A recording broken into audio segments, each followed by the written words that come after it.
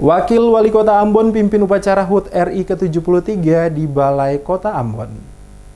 Bertempat di pelataran kantor Wali Kota Ambon, peringatan HUT Republik Indonesia ke-73 Jumat pagi diperingati oleh seluruh jajaran pegawai lingkup pemerintahan Kota Ambon dalam bentuk upacara bendera yang dipimpin oleh Wakil Wali Kota Ambon, Syarif Hadler. Wakil Wali Kota Ambon, Syarif Hadler dalam sambutannya saat upacara berlangsung mengatakan, dengan momentum pelaksanaan upacara HUT Republik Indonesia ke-73 kali ini harus dijadikan sebagai tolak ukur untuk melakukan evaluasi secara menyeluruh kinerja yang telah dilaksanakan sepanjang tahun 2018.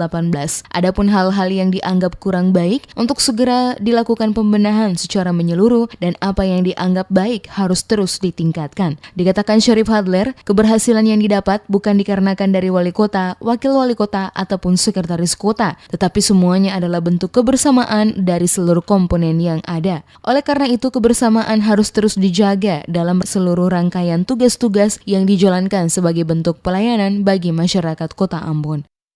Saya berharap upacara kali ini menjadi momentum bagi kita untuk mengevaluasi seluruh kinerja kita.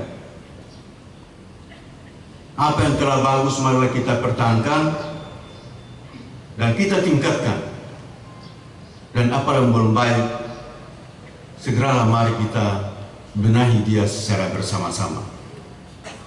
Seluruh prestasi dan penghargaan yang kita terima ini bukan tergantung semata-mata dari wali kota, wakil wali kota, dan pasekot, tetapi inilah kerja bersama kita.